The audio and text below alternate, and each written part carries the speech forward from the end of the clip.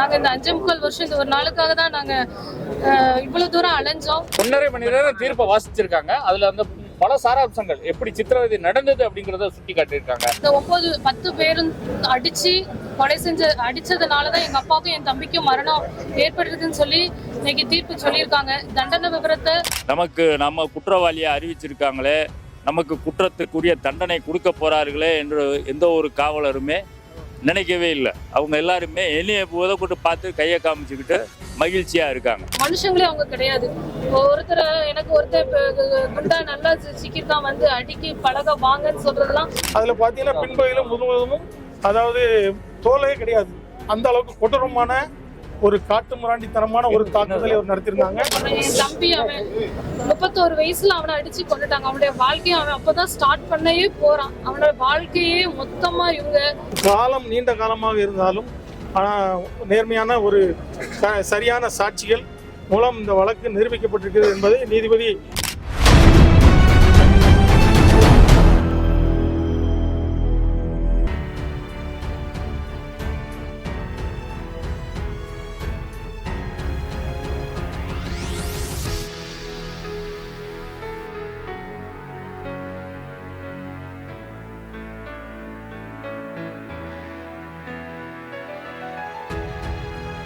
பென்னிக் ஜெராய்ஸ் வந்து கிட்டத்தட்ட லாக்அப் டெட்லேயே மிக முக்கியமான லாக்அப் டெட்டு. கிட்டத்தட்ட அவருடைய உறவுகளுக்கு வந்திருக்காங்க. தண்டனை விவரங்கள் 30ஆம் தேதி அறிவிக்க சொல்றாங்க. மற்ற விவரங்கள் வழக்கறிஞர் என்ன சொல்றான்னு சொல்லி பார்ப்போம். ஆரம்பத்துல இருந்தே காவல்துறையினர் வந்து நமக்கு எதிராகத்தான் இருந்தாங்க. இதற்கு நம்ம 302 பிரிவின் கீழ் வந்து வழக்கு போட சொல்றதுக்கே வந்து ரொம்ப நாள் ஆச்சு. அதுக்கு நம்ம பல போராட்டங்கள்லாம் எடுத்து நம்ம வந்து 2 பேருடைய பாடியை வாங்க முடியாதுன்னு சொல்லி ஸ்ட்ரைக்லாம் பண்ண பிறகுதான் அந்த வழக்கே பதியப்பட்டது. அதன் பின்னர் சிபிசிஐடிக்கு போய் அதுக்கப்புறம் சிபிஐக்கு வந்தது. இந்த சிபிஐக்கு போன பிறகு வழக்கு ரொம்ப நேர்மையாக நீட்டாக போச்சு. அதுக்கு முன்னால் பாரதிதாசன் அவங்களும் அந்த வழக்கினுடைய முதல் ஆரம்ப கட்டத்தில் விசாரணையில் வந்து அந்த கமிஷன்லாம் வந்து மிக அருமையாக அந்த வழக்கை எடுத்து கொண்டு போனாங்க. இந்த வழக்கில் வந்து இன்றைக்கு வந்து அனைவரும் குற்றவாளிகள் என்று அறிவிக்கப்பட்டிருக்கிறது உண்மையிலே எங்களுக்கு மகிழ்ச்சி. இந்த போராட்டத்தில் கிடைத்த வெற்றி கொஞ்ச நாளைக்கு முன்னாலே கிடைச்சிருக்கணும், கொஞ்சம் காலதாமதமாக கிடைச்சிருக்கு. இருந்தாலும் இது வந்து இவர்கள் அனைவரும் குற்றவாளிகள் தான். இவர்கள் வந்து ஒரு சாதாரண ஒரு செல்போன் கடை வச்சிருந்தது, கடையை அடைக்கிறதுக்காக லேட் பண்ணதுக்காக அந்த கோவிட் டைம்ல அதற்காக அடித்து சித்திரவதை செய்யப்பட்டு கொலை செய்யப்பட்டவர்கள். அந்த பெனிக்ஸோட அந்த பாடியோட போட்டோ கூட அந்த டைம்ல நான் எடுத்த போட்டோ கூட என்கிட்ட இருந்தது. அதுல பாத்தீங்கன்னா பின்பகுதியிலும் முழுவதும் அதாவது தோலே கிடையாது. அந்த அளவுக்கு கொடூரமான ஒரு காட்டு முராண்டித்தனமான ஒரு தாக்குதலை அவர் நடத்திருந்தாங்க. இவர்களுக்கு ஏற்கனவே வந்து இவர்கள் மேல எந்த வழக்குகளும் கிடையாது. இவர்களுடைய பிரேத பரிசோதனை அறிக்கையை நாங்க கேட்கறதுக்கு ஃபேமிலியோட போகும்போது கூட அதை தர மறுத்தாங்க. அப்ப கூட நாங்க ஒரு போராட்டம் பண்ணி தான் அதை வாங்க வேண்டிய சூழ்நிலை வந்துச்சு. இன்னைக்கு வந்து கடவுள் ஒரு மிகப்பெரிய வெற்றியை கொடுத்திருக்காரு.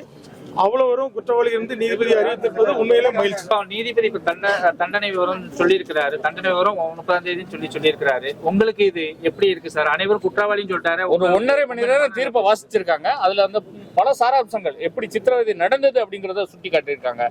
அதெல்லாம் நீங்க கேட்கறது வந்து நிறைய விஷயங்களை நீதிபதி சுட்டி காட்டியிருக்காங்க. அந்த பிளட் ஸ்டெயின் வந்து ரத்தம் வந்து ஒரு லத்தியில இருந்தது.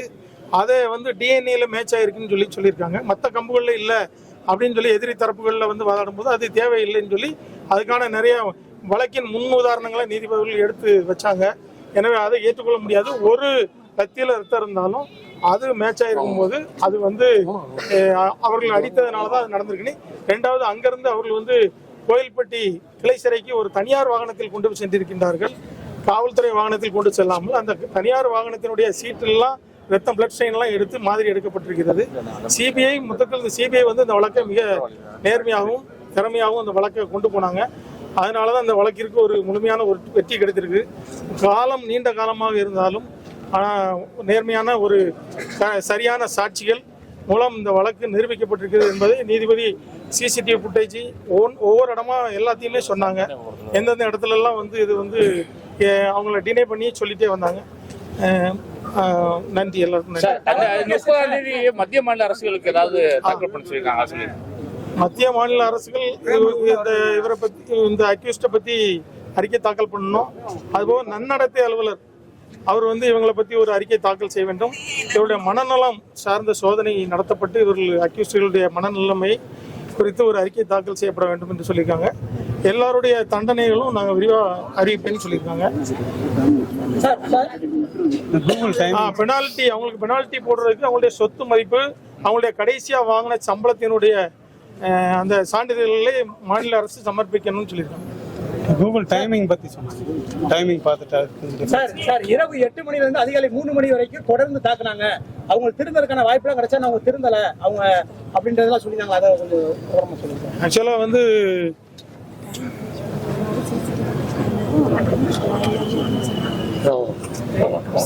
அதாவது சிசிடிவி ஃபுட்டேஜில் இருந்த பதிவுகளை வந்து போலீஸ் வந்து ஏற்கனவே வந்து அழிச்சிட்டாங்க. அதை ரெக்கவரி சாஃப்ட்வேர் போட்டு தான் வந்து எடுத்திருக்காங்க. அதில் வந்து அந்த ஹாஸ்பிட்டலில் வந்து அந்த போலீஸ் ஸ்டேஷனில் உள்ள ரத்த கரைகள்லாம் அழிக்கப்பட்டிருக்கு, கழுவப்பட்டிருக்கெல்லாம் இருக்குது. நீதிபதி அவர்கள் வந்து அந்த டைமிங் வந்து பார்க்கும்போது கொஞ்சம் வேரியேஷன் இருக்குது, அந்த சன்லைட்டோட வேரியேஷன் இருக்குன்னு சொன்னாங்க.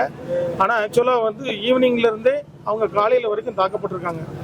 சார் இப்போ இதில் குற்றம் சாட்டப்பட்ட 9 பேரும் குற்றவாளிகள் இருக்காங்களா? இல்லை 9 பேரும் குற்றவாளிகள். நன்றி சார். நல்ல ஒரு அருமையான தீர்ப்பு. நன்றி சார். 2020 வருஷம் கோவிட் டைம்ல போலீஸாரால எங்க அப்பாவை விசாரணைங்கிற பேர்ல அழைச்சிட்டு போய் அடிச்சு எங்க அப்பாவையும் என் தம்பியும் படுகொலை செய்யப்பட்டு இன்னைக்கு 5.25 வருஷம் ஆயிடுச்சு. அவருடைய மூத்த மகள் பெருசு எங்க அம்மா. நாங்க வந்து இன்னைக்கு வந்து நீதிபதி அவங்க வந்து அவர்கள் வந்து இன்னைக்கு அந்த 9-10 பேரும் அடிச்சு கொலை அடிச்சதுனாலதான் எங்க அப்பாவுக்கும் என் தம்பிக்கும் மரணம் ஏற்பட்டிருக்குன்னு சொல்லி இன்னைக்கு தீர்ப்பு சொல்லியிருக்காங்க. தண்டனை விவரத்தை 30ஆம் தேதி சொல்வேன்னு சொல்லியிருக்காங்க. நாங்க இந்த 5.25 வருஷம் இந்த ஒரு நாளுக்காக தான் நாங்க இவ்வளவு தூரம் அலைஞ்சோம்.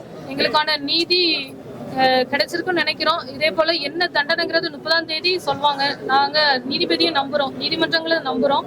எங்களுக்கான இதே தக்க தண்டனை அவங்களுக்கு கொடுப்பாங்கன்னு சொல்லி நம்புறோம். இது அந்த தண்டனை மூலம் இனிமே இதே போல ஒரு குடும்பம் எங்களை போல வேதனைப்படாது, இதே போல பாதிக்கப்படாது. இப்படி செய்யறதுக்கு அந்த அதிகாரிகளும் பயப்படுவாங்கன்னு சொல்லி நாங்க நம்புறோம். சிறப்பா விசாரிச்சிருக்காங்களா? எப்படி சிபிஐ அவங்களுக்கு 9 பேருக்கும் என்ன விதமான தண்டனை கிடைக்கணும்னு நீங்க எதிர்பார்க்கறீங்கம்மா? ஒரு மகளா, ஒரு சகோதரியா எப்படி எதிர்பார்க்கறீங்க? இல்ல 30ஆம் தேதி நீதி ஜட்ஜ்மெண்ட் சொல்லுவாங்க. நாங்க அதுக்காக வெயிட் பண்றோம். நீதிபதி உச்சபட்ச தண்டனை கொடுப்பாங்கன்னு சொல்லி நாங்க அவங்க இழப்புனால உங்க குடும்பம் எந்த மாதிரி பிரச்சனைகளை நீங்க சந்திச்சுட்டு இருக்கீங்க? உங்க பொருளாதார ரீதியா உங்க குடும்பம் எப்படி இருக்கு? எங்க அப்பாவும் என் தம்பியும் அன்பு இல்ல. டெய்லி எங்க அப்பாவும் என் தம்பியும் எங்க கிட்ட பேசிட்டு இருப்பாங்க. காலையில, மதியம், நைட்டே. நாங்க 3 பொண்ணுங்ககிட்டயும் எங்க அப்பா 3 பேருக்குமே மாறி மாறி பேசுவாங்க. எங்க அப்பா என் தம்பியோட அன்பை இழந்து போய் நாங்க காணப்படுறோம். என் தம்பி அவன் 31 வயசுல அவனை அடிச்சு கொண்டுட்டாங்க. அவனுடைய வாழ்க்கையை அவன் அப்பதான் ஸ்டார்ட் பண்ணவே போறான். அவனோட வாழ்க்கையே மொத்தமா இவங்களோட அதிகாரத்தினால அவனுடைய வாழ்க்கையை மொத்தமாவே அழிச்சிட்டாங்க. அதை நினைக்கும் பொழுது நாங்க உயிரோடு இருக்கிற வரை எங்களுக்கு அது வேதனையா தான் இருக்கும். மிக இழப்பு தான். அதே மாதிரி நீதிபதி தீர்ப்புல வந்து சொல்லிருக்காங்கல்ல, இரவு 8 மணில இருந்து விடிய காலை 3 மணி வரைக்கும் தொடர்ந்து தாக்கிக்கிட்டே இருந்தாங்க. அவங்களோட மரணம் வந்து இயற்கையான காயங்கள் கிடையாது அப்படின்றத சொல்லிருக்காங்க. அதை குறித்து எப்படி நாங்க அதான் சொல்றோம். 7:50க்கு 7:45க்கு என் கடையில இருந்து எங்க அப்பா கூட்டு போறாங்க. கூட்டு போன உடனே அடிச்சு 7:50ல இருந்து திருப்பி 11:30 வரை அடிச்சிருக்காங்க. திருப்பி 11:30க்கு ரகு கணேஷ் உள்ள வந்திருக்காரு. ரகு கணேஷ் திருப்பி 3 மணி வரை எங்க அப்பாவையும் என் தம்பியும் மாறி மாறி, எங்க அப்பா முன்னாடி தம்பியையும், என் தம்பி முன்னாடி அப்பாவையும், எங்க அப்பா என் தம்பியை அடிக்கும் போது அவ்வளவு கதறி இருக்காங்க. இதெல்லாம் அவனுங்க வந்து ரசிச்சு, அந்த இன்ஸ்பெக்டர் ரசிச்சு இது பண்ணியிருந்திருக்காங்க. அதுக்கான இது இன்னைக்கு குற்றவாளின்னு அவங்க வந்து நிரூபணம் ஆகியிருக்கு. தண்டனை கண்டிப்பா உச்சபட்ச தண்டனை நீதிபதி கொடுப்பாங்கன்னு நாங்க நம்புறோம். குறிப்பா இவங்க 2 பேரும் அடிக்கிறதுக்கு வந்து நம்ம ட்ரைனிங் கிடைக்கிறதுக்கு வந்து சிக்கிருக்காங்க, அப்பா அம்மா சிக்கிருக்காங்கன்றதுல நீதிபதிகள் அந்த தீர்ப்புல சொல்லிட்டாங்களா? அதை சொல்லுங்க. எந்த அளவுக்கு அவங்க வந்து மனசுல எந்த அளவுக்கு அது இதா இருந்தது? அவங்க அதான் அதிகாரத்துல நம்ம இருக்கோம், யாரும் நம்ம போலீஸ் யாரும் நம்மள கொஸ்டின் கேட்க முடியாதுன்ட்டு. ஆனா அதெல்லாம் அவங்களுக்கு மனுஷங்களே அவங்க கிடையாது. எனக்கு ஒருத்தர் குண்டா நல்லா சிக்கிருக்கான் வந்து அடிக்கி பழக வாங்கன்னு சொல்றதுலாம் அவனுக்கு மனித தன்மையே கிடையாது. அவன் மிருகமா தான் அவன் இருந்திருக்காங்கிறதுக்கு இருக்கு. போராட்டத்துக்கு இன்னைக்கு வந்து உங்க கணவரையும் மகனையும் ஒண்ணு சேர இழந்தீங்க. இன்னைக்கு வந்து நீண்ட நாள் கண்ணீருக்கு இன்னைக்கு ஒரு தீர்ப்பு வந்திருக்கு. அந்த தீர்ப்பு நீங்க எப்படிமா பாக்குறீங்க? இந்த போராட்டங்கள் எல்லா மக்களும் எங்களுக்காக எல்லாரும் எங்களுக்காக எங்க கூட சேர்ந்து போராடினாங்க. அதுக்காக ஒரு நல்ல தீர்ப்பு வந்ததுன்னு நினைக்கிறேன். உங்க கணவருக்கும் உங்க மகனுக்கும் ஏற்பட்ட வேற யாருக்கும் நடக்கூடாது. ஆனா இன்னும் தொடர்ந்து இந்த மாதிரி காவல்துறை மரணங்கள் நடந்துகிட்டே இருக்கு. அதுக்கு நீங்க மத்திய மாநில அரசுக்கு என்ன கோரிக்கை வைக்கிறீங்க, நீதிமன்றத்துக்கு என்ன கோரிக்கை வைக்கிறீங்கம்மா? அதாவது தண்டனைகள் உச்சபட்ச தண்டனைகளா இருக்கும் பொழுது அந்த அதிகாரிகள் இன்னொருத்தரை அடிக்கிறதுக்கு பயப்படுவாங்க. ஏன்னா இப்போ அவங்களுடைய குடும்பங்களும் சஃபர் தான் ஆக போகுது. அப்போ அதை வந்து மத்தவங்க யோசிப்பாங்கல்ல. அப்போ இதே போல நம்மளுக்கும் தண்டனை கிடைக்கும், நம்மளும் நீதிபதி என்ன தண்டனை கொடுக்க போறாங்கன்னு தெரியல. அந்த உச்சபட்ச தண்டனைகள் கிடைக்கும் பொழுது அவங்களுக்கு அந்த பயம் வரும். ஒருத்தரை வந்து அந்த மிருகத்தனமா அடிக்கவோ பண்ண மாட்டாங்கன்னு சொல்லி நம்புறோம். அப்படிப்பட்ட தண்டனை கொடுக்கணும்னு சொல்லி நாங்க இந்த தண்டனையை முன்னாடியே வழங்கியிருக்குன்னு நினைக்கிறீங்களா? 5 வருடம் கண்டிப்பாக முன்னாடியே வழங்கியிருந்தா இன்னும் நிறைய எத்தனையோ கஸ்டடி டெத் நடந்துகிட்டு தான் இருக்கு. தெரியறது தெரியாம இருக்கலாம். இதுபடி இப்படிப்பட்ட இதங்கள் நடக்காம இருக்குன்னு சொல்லி நாங்க நினைக்கிறோம். இல்ல சிபிஐ எல்லாம் தான் இது பண்ணியிருக்காங்க. 5.25 வருஷம் நாங்க அதுக்காக போராட வேண்டியதா இருந்தது. எங்களோட எல்லா மக்களும், நாங்க மட்டும் இல்ல, இந்த தமிழ்நாட்டில் உள்ள எல்லா பொதுமக்கள், ஏதாவது எங்க வீட்டுல உள்ள இழப்பு மாதிரி அவங்க நினைக்கல. யாரோ ஒருத்தங்க வீட்டு இல்ல, ஒவ்வொருத்தருமே அவங்க வீட்டுல இழந்த மாதிரி அவ்வளோ அழுது இருக்காங்க எல்லாருமே. அந்த வீடியோவோ என் தம்பியோடைய எங்க அப்பாவுடைய வீடியோ பார்த்து அழாதவங்க யாருமே இல்லை. அந்த இது எல்லாருடைய உணர்வுகள் போராட்டங்கள் வந்து தீர்ப்பா வெளிப்பட்டு 5 ஆண்டுகள் உங்களுக்கு அழுத்தம் மிரட்டல் அப்படி எதுவும் வந்தது? அதுல முக்கியமா பெண்ணிக்ஸ வந்து ஒரு இரவுல 200 முறை பின்பக்கமா தாக்கினதா நீதிபதி குறிப்பிட்டிருக்காங்க. அவங்க வந்து உறவினர் அதை சொல்ல இந்த அளவுக்கு கொடூரமா தாக்குறதுக்கு ஏதாவது முன்விரோதமா இந்த மாதிரி அப்படிலாம் எதுவுமே இல்லை. எங்க அப்பாவும் என் தம்பியும் எந்த குற்றமே செய்யல. எங்க அப்பாவை விசாரணை கூட்டு போனா விசாரிக்கிறவங்க எப்படி விசாரிக்கணும், கூட்டு போன உடனே அடிச்சதுனாலதான் இப்போ ஒரு தகப்பனை வந்து மகன் முன்னாடி அடிக்கும் போது நம்ம கேட்க மாட்டோம். எங்க அப்பாவும் எந்த தப்பும் செய்யல. அப்ப அவன் கேட்கறதுல என்ன, நம்மளுக்கான உரிமை தானே அது. அதான் அவங்க அதிகாரத்துல இருக்கோம், போலீஸை எடுத்து பேசுவியா அப்படிங்கிற ஒரு காரணத்துக்காகவே பாலகிருஷ்ணன்லாம் நீ அடிக்கும் போது சொல்லி அடிச்சிருக்கான். நீ செத்தா சாவு, நான் வெளியே வந்துருவேன் அப்படிங்கிற வார்த்தையெல்லாம் அவன் சொல்லியிருக்கான். ஒருத்தர் சொன்ன மாதிரி ஒருத்தர் நல்ல ஃப்ரெஷ் பீஸா கிடைச்சிருக்கான், அடிச்சு பழகலாம் வாங்க. அப்போ இவங்களுடைய மனநிலைமை எவ்வளவு ஒரு கொடூரமான மனநிலைமை. தனக்கும் தன மனைவி பிள்ளைங்க இருக்காங்களா, அதே போலதானே அடுத்தவங்களுக்குங்கிற எண்ணங்கள் இவங்களுக்கு கிடையாது. கொடூர மனமே மொத்தமா கொடூரமா இருந்தது. அவங்களுக்கு வந்து அந்த மனித தன்மையே இல்லை அவங்களுக்கு. நன்றி. எல்லாருக்குமே ரொம்ப நன்றி. நீங்க எல்லாருடைய சப்போர்ட் தான். மீடியா, பத்திரிகையாளர்கள், நிறைய அமைப்புகள், எல்லா சமுதாய அமைப்பு, சோசியல் எல்லாருமே எங்களுக்கு சப்போர்ட் பண்ணதுனாலதான் இவ்வளவு தூரம் நம்மளுக்கு நீதி கிடைச்சிருக்கு. நம்புறோம். ரொம்ப நன்றி. லாக்அப் டெத் குறித்து கிட்டத்தட்ட பொதுமக்களும் அந்த கோர்ட்டுக்கு வந்திருக்காங்க. அவங்க என்ன நினைக்கிறான்னு பார்ப்போம். என்ன வந்தாங்க, பாதிக்கப்பட வந்தாங்க, வேற என்ன தகவல்? அதாவது இன்றைக்கு தீர்ப்பு கிடைக்கும், அந்த தீர்ப்பை எதிர்பார்த்து நாங்கள் வந்தோம். ஆனால் இந்த தீர்ப்பு வந்து அனைவரும் குற்றவாளிகள் என்று மட்டுமே இன்றைக்கு நீதிபதி அறிவிச்சிருக்காரு. வரக்கூடிய 30ஆம் தேதி அனைவருக்குமான தண்டனைகளை அறிவிப்போம் அப்படின்னு சொல்லியிருக்காரு. அதன் அடிப்படையில் நாங்கள் இன்றைக்கே எல்லாருக்கும் தண்டனை கிடைக்கும் அப்படின்னு வந்தோம். இதில் இன்னொரு சம்பவம் வந்து அந்த சம்மந்தப்பட்ட அந்த குற்றவாளிகள் அனைவருமே அந்த சிறைத்துறை வேனில் ஏறும் பொழுது பார்த்தீங்கன்னா எல்லோரும் சந்தோஷமாக மகிழ்ச்சியாக கையை காமிச்சிக்கிட்டே போகிறாங்க. அது வந்து நாங்களாம் எதிர்பார்க்காதது. ஒரு குற்றம் செஞ்சுருக்கோமே, நம்ம குற்றவாளியாக அறிவிச்சிருக்காங்களே, நமக்கு குற்றத்துக்குரிய தண்டனை கொடுக்க போகிறார்களே என்று எந்த ஒரு காவலருமே நினைக்கவே இல்லை. அவங்க எல்லாருமே என்னைய உதவிட்டு பார்த்து கையை காமிச்சுக்கிட்டு மகிழ்ச்சியாக இருக்காங்க. அப்போ வந்து அவங்களுக்கு குற்ற உணர்வு நடந்திருக்கு, அதில் நம்ம சம்மந்தப்பட்டிருக்கோம் என்றத ஒரு குற்ற உணர்ச்சியே இல்லை. இப்படிப்பட்ட நபர்களுக்கு நமது நீதித்துறை, ஒவ்வொரு இந்திய குடிமகனினுடைய கடைசி நம்பிக்கை நீதிமன்றம். அத்தகைய நீதிமன்றம் இது போன்ற குற்றவாளிகளை அறிவித்து விட்டீர்கள், கடுமையான தண்டனை கொடுக்கணும். இந்த குற்றவாளிகளுக்குள்ள தண்டனையை இந்திய நாடே எதிர்பார்க்கிறது.